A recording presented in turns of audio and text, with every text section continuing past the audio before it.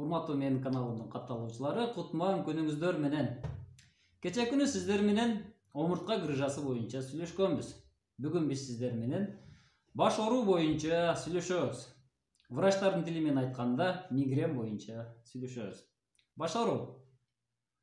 Бул сиз көпкө чейин ач калганыңызда, же катуу сүйүнгөнүңүздө, же кайгырганыңызда, же болсо бир күчтүү тамакты жегениңизде, сары майды, же жылкынын этин жана башкалар, же кайсы бир гормоналдык дарыларды, же болсо грипп болуп оорутканыңызда баш оорушу мүмкүн. Бирок биз ушул баш оору жөнүндө эмес, биз өнөкөт баш оору боюнча сүйлөшөбүз. Өнөкөт оору эмне үчүн болот? Атланттын баш ооруга кандай тиешеси бар? Атланттын тиешеси барбы? Келиңиздер, сиздер менен биргеликте баш оору боюнча сүйлөшөбүз. Достор, баш ооруну Атлантка байланыштыруудан мурда анатомияны эстеп алайлы. Алдыбыздагы манекен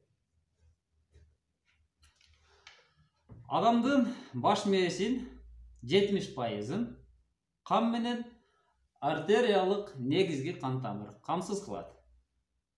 Андан кийин 30% кан менен баш мээни, омуртка аралык кеткен кан тамыр камсыз кылат.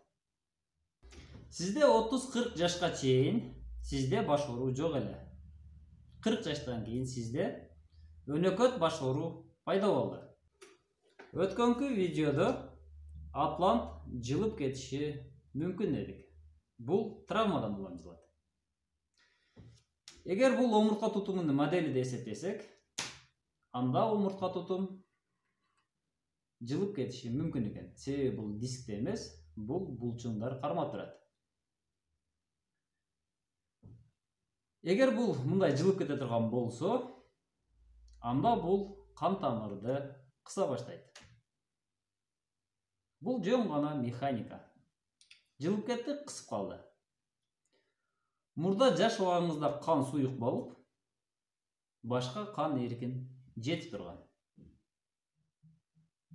Сиздин жашыңыз чоңойгондон кийин кан коюуланып,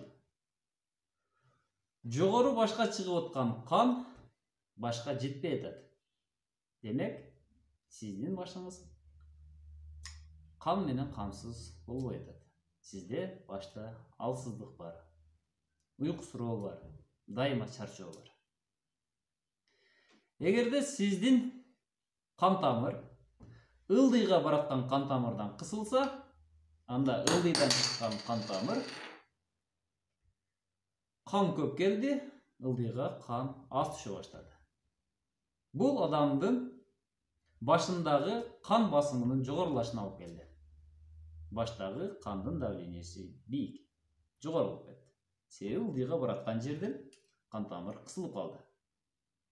Одна его половина уходит вверх и вперед, другая вниз и назад. Вот так атлас частично перекрывает выходы из черепа, большое затылочное отверстие. При этом страдает продолговатый мозг, который обеспечивает жизненно важные функции тела. Страдают позвоночные артерии, которые проходят в боковых отростках атласа. При этом снижается кровоснабжение мозга, ухудшается отток жидкости. Вид сбоку. Атлас не может выйти из этого положения. Он фиксирован мелкими мышцами шейно-затылочного перехода, а часто еще и мелкими костями в основании черепа. В процессе жизни это положение только закрепляется. Смещенный атлас оказывает повышенное давление на позвоночный столб, позвоночные нервы и позвоночные артерии, также на сонные артерии, различные кровеносные и лимфатические пути. Одна проблема вызывает вторую, третью, и они поддерживают друг друга, образуя замкнутый круг, и все это упирается в атлас. Эгерде башка чыгып бараткан кан тамыр кысылса, анда мээге кан жетпестен мээнин ишиги пайда болушу мүмкүн. Эгерде ылдый бараткан кан тамыр кысылса, анда баштагы давление жогорулап, кан басым жогорулап, мээнин кан тамырынын жарылышы болушу мүмкүн. Ишемический инсульт. Эгерде жүлүндү кысып турган болсо, анда баш мээнин суюктугу көбөйүп, бул жердеги баштын басым көбөйөт. Достор, сиздер менен азын-аулак баш оору боюнча сүйлөштүк. Биздин адрес Ош шаары, Моныев көчөсү. WhatsApp аркылуу байланыш телефону 0779 менен 001283. Эгерде Бишкекте жашасаңыз, анда биздин Атланты түздөө борборуна кайрылсаңыз болот. Келип, Атлантыңызды текшертип, консультация алып кетиңиз. Эгерде сиздин Атлантыңыз кыйшык болсо, анда биздин специалисттер Атлантты 98% түздөө үчүн гарант беришет. Оорубаңыздар, сак саламат болуңуздар.